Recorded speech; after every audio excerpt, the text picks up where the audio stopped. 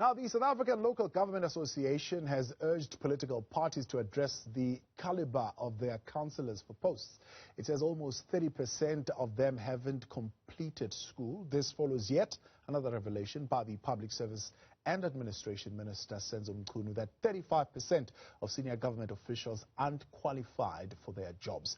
This begs then the question, should public office bearers have formal qualifications to run their portfolios? Now joined for this conversation by a panel consisting of Salga NEC member, Bheki Stofile, Public Servants Association President Lufuno Mlaudzi, and political analyst Ongama Mtimka to help us tackle this conversation tonight. You're also joining us online at Newzroom 405. That's where you can send through your comments on Twitter with the hashtag roundtable on 405. Otherwise, 072-110-5584. That's the number tonight where you can send us your views and your questions. Gentlemen, good evening, and thank you very much for joining us tonight here on the Newsfeed Late Night. Good evening, Thabo, and your viewers at home. Good evening, Thabo, and listeners. All right, Ongama, are you there? Yes, I am. Oh, there you are. Good to have you. Listen, I'll start with you, Ongama. We promote people, it seems, and that's the revelation that keeps coming up, into key positions for which they are neither suitable nor qualified for. Is this because of a lack of talent or something else is at play here? I think that in relation to the actual civil service itself, that is the administrative posts, it has to do with patronage politics, where you find that one, the civil service is politicized by employing people who are favored by politicians, as opposed to those who qualify for the jobs. There's no questions in the civil service about the need for qualifications. In fact, posts come out with qualifications, and I think in recent years, the National Treasury went to the extent of defining in financial portfolios or in financial departments what kind of requisite skills are needed in order for a person to assume a position there. But as far as political office is concerned, it's a right of every citizen, Thabo, by virtue of being a citizen. In, I think, Chapter 19 of the Bill of Rights, you are eligible to become to stand for office among all the political rights that are listed there. Where there is a slight qualification for those that right to stand for office, it's in the membership of, for example, the legislative houses, be those the national legislature, the National Assembly, provincial legislature, as well as council. And those qualifications are not necessarily regarding your qualifications, but exceptions as to who does the right to be a member of those legislative houses is accepted. So, for example, people of unsound mind, people convicted for 12 months without a fine and within a 5 period of such a conviction. Yeah. Otherwise, there's nothing that precludes citizens from running for political office. But is that not part of the problem that we are facing in terms of that structure where you are expecting a politician, someone who is in most instances also involved in the making of the policy, now sitting on the other side to having to watch over the administration of that policy as well? Yeah, be it they are administrators, but he still holds a whole lot of influence over those administrators as the political head. This question, Thabo, is millennia old. Plato deals with it, talking about the idea of philosopher kings, that and by the way, it's got some anti-democratic principles to it, because the view Plato advanced was that if you had philosopher kings, then and also this right of people should be limited to vote for people. So if, for example, you were stuck on the sea on a ship, the idea is that instead of voting for the next person to steer the ship, you would actually ask the question, who is competent to be the captain of the ship? So this is an idea that Plato advanced. But in democracies, the key is that this creates either the dominance of particular classes compared to others. So as a general principle, political office then becomes open to everyone. And mind you, Thabo, cultures accord qualifications differently. So pre-colonial African cultures, for example, trained kings by observation and chiefs by observation. So round about the age of 9, you would be compelled to attend the meetings of Ibunga. And by the time that the time comes for you to take over the reins, you would have developed by observation. So the understanding there is that some pre-colonial African cultures use a competency-based model rather than one of formal qualifications. Yeah. And competency being, and starting from things like small things in the community where it is said, men who are not married and have not learned the art of managing the politics in the household cannot be that much involved in communal affairs. Right. So it's it's an age-old question in politics. Let's bring in as to where you draw the line. Take a bite at this question as well, Lufuno. Promote people into positions seemingly for which they are not qualified. Is it a lack of competence or a lack of talent? No, is it not? It's not a lack of competence or a lack of talent.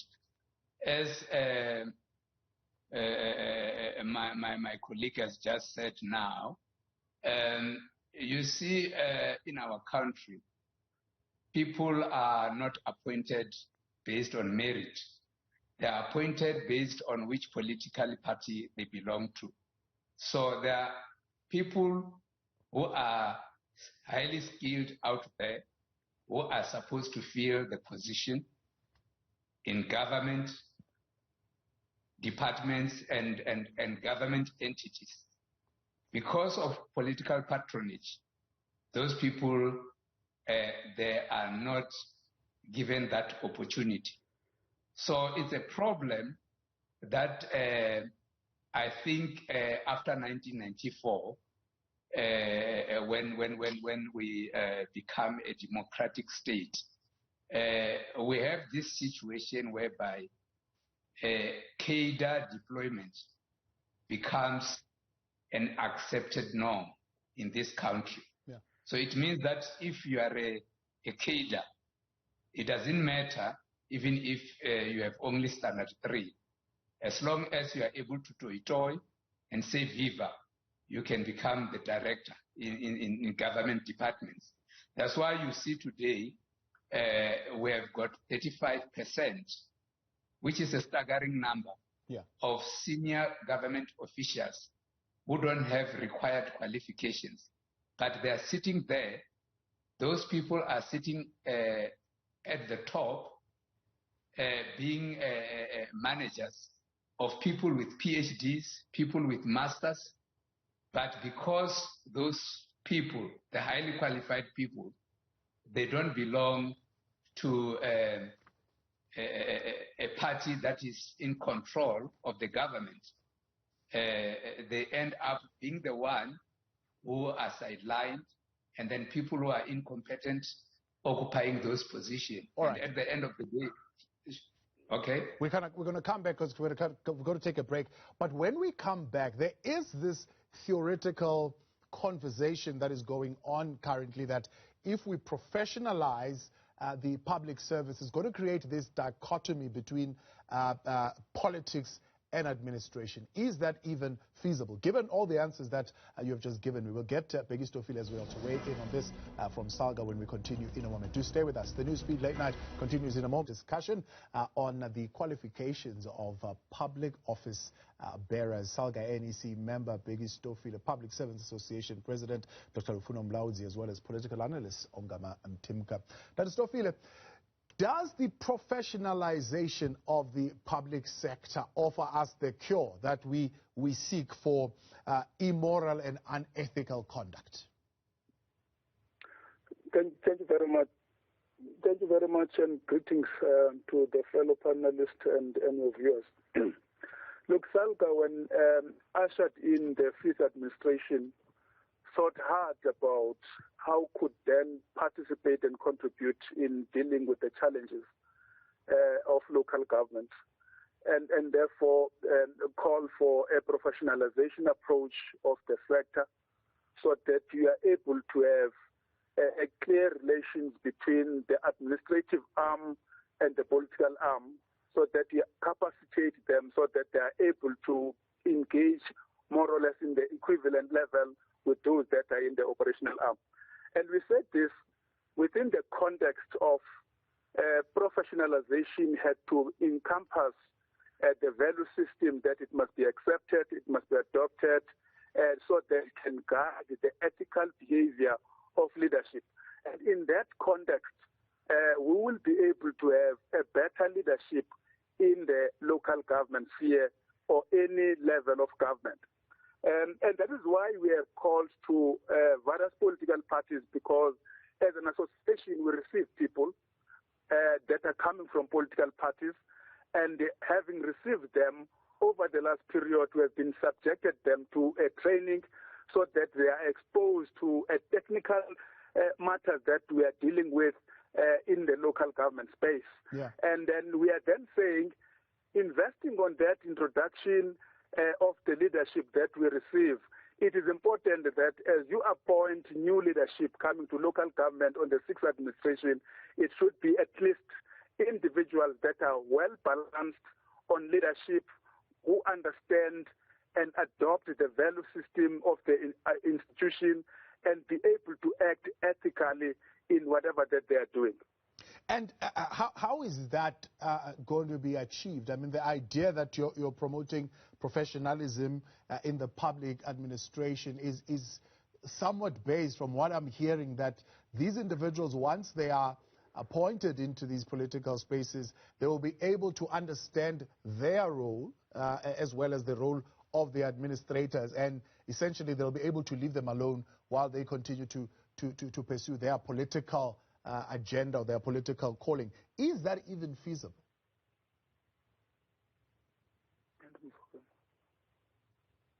Dr. Sofile? Hello, I didn't hear you. I'm saying the idea is that you want to promote professionalism of the public office bearers, right?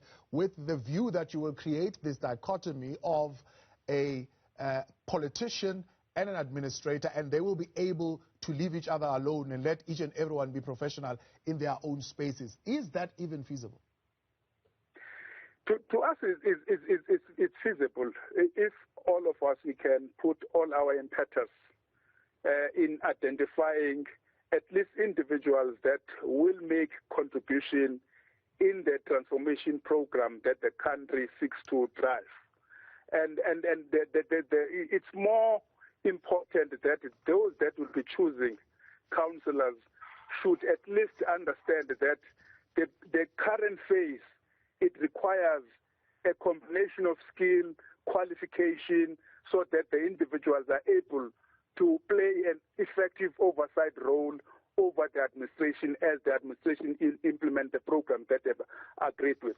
And that is why when you identify it as a leader, you must be having a person that can interrogate, interpret the numbers that are presented to him so that he can play an effective oversight over the administration. And that is why it is important for us, for political parties, to focus and make sure that they recruit and bring such skill that can be complementary moving forward, rendering service to our communities. Yeah. Political parties who will, in their recruiting, look for these requirements and these characteristics.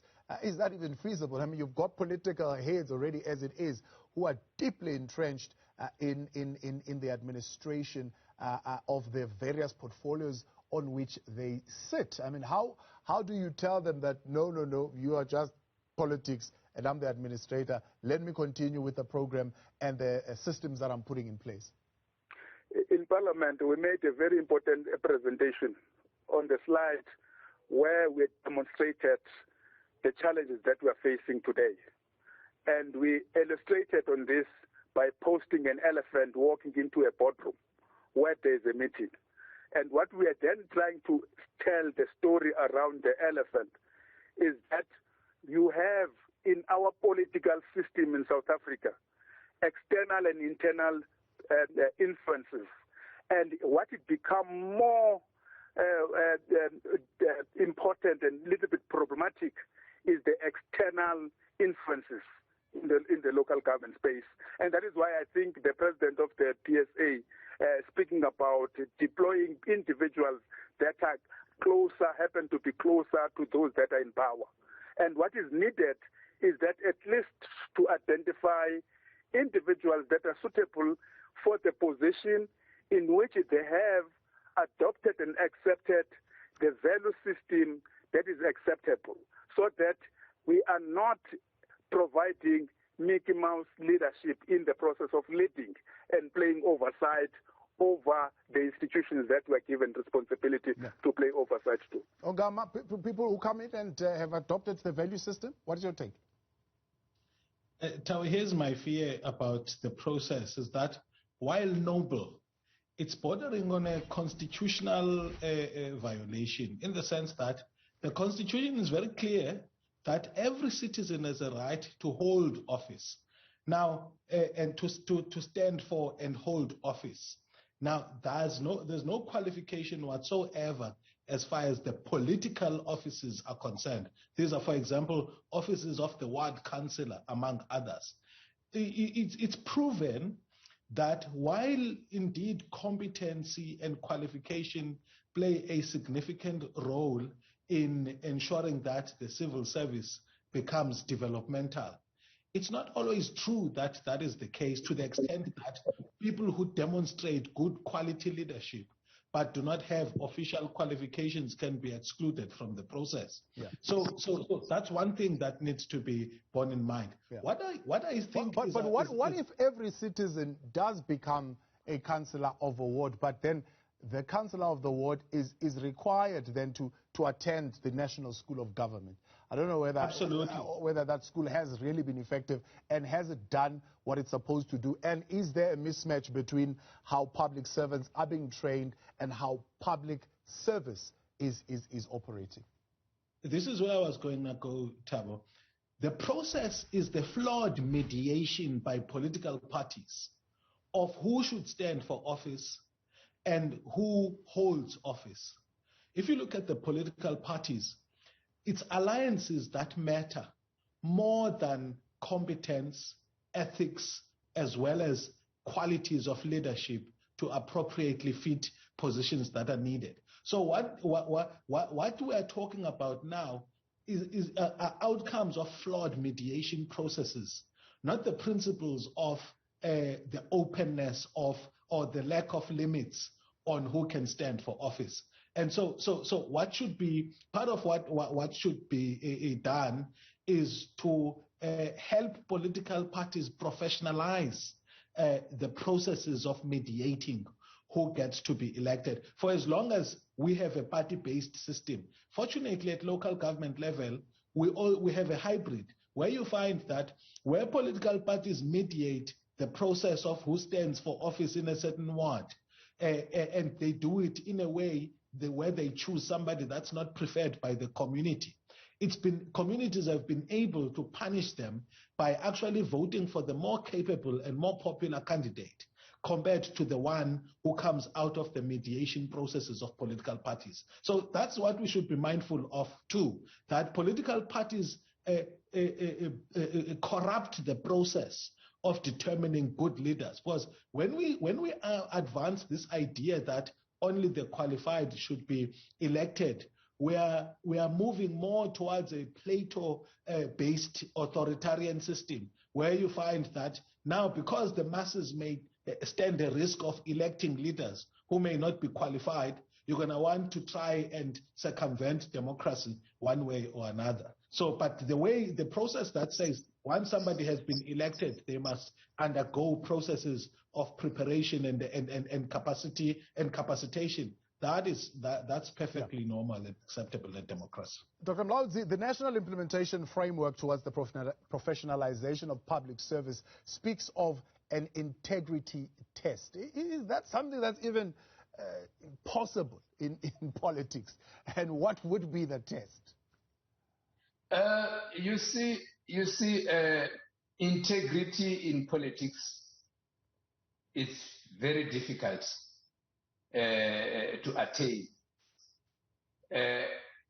I'll tell you why. It's difficult because most of the politicians,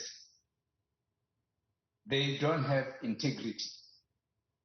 So if you talk of integrity test, for the sake of talking about it, when practically there is no such thing as integrity test happening, I think the only solution to the problem, more especially in the public service, even though we accept that political parties have a role to play, have a role to deploy whoever they want to deploy.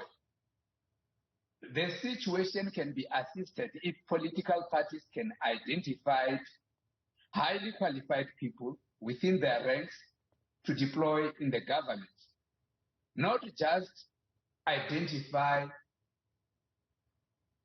any cadre who belongs to that political party to go to government to become maybe a DG or to become a DDG. They must just identify those who are highly skilled, because when you talk of integrity and high morals,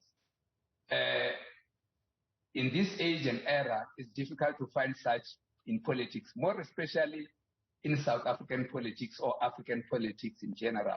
Let's wrap up the conversation now as we talk about the professionalization of the public sector in South Africa. We've got the SAGA NEC member, Bheki Stofile, the Public Servants Association President, Dr. Rufuno Mlaudzi, and political analyst, Ongama Mtimka. As we wrap up the conversation, Dr. Stofile, the professionalization of it also speaks of an in-house kind of set of rules and regulations or whatever, a sector-specific code of conduct that will regulate the member.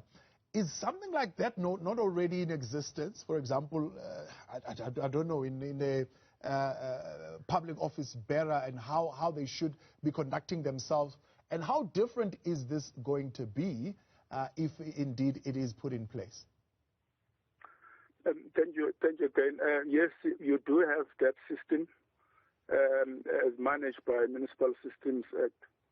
The biggest challenge is, first and foremost, we need to lobby and engage people that are choosing people to serve in municipalities, to accept that in municipalities we need to demonstrate highest level of professionalism and highest level of ethics and value leadership that it can contribute towards successful developmental agenda of the country.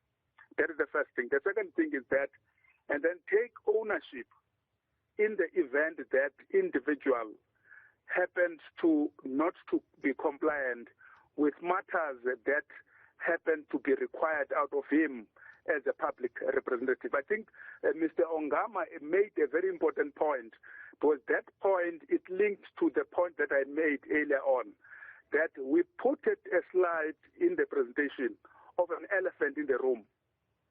An elephant in the room, it will make it difficult for local government to perform its duty.